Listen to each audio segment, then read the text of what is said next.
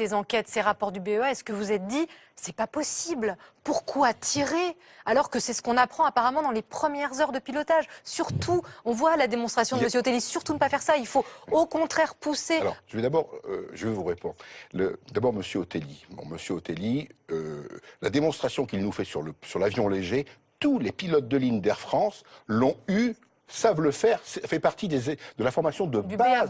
Je pense que vous l'avez fait. Dans les premières heures d'instruction. Voilà. Est-ce que c'était le cas, sans évidemment attenter à leur mémoire, c'est pas du tout le propos ici, est-ce que c'était le cas de ces deux copilotes, Eric Schramm, quand on voit leur réaction?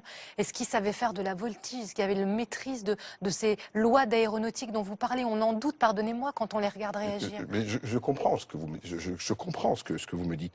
Moi, ce que je peux vous répondre, la chose suivante, c'est que les pilotes, ces deux pilotes-là, enfin ces trois pilotes-là, étaient parfaitement qualifiés, parfaitement compétents. Ils avaient été formés, d'abord sélectionnés, formés, entraînés. Donc tout ça, ils savaient le faire. Et je répète ce que je vous ai dit tout à l'heure, le geste à Cabret qui est effectué, nous ne le comprenons pas, et c'est au bureau enquête analyse de déterminer le pourquoi. On est d'une pauvreté quand même étonnante dans les dialogues.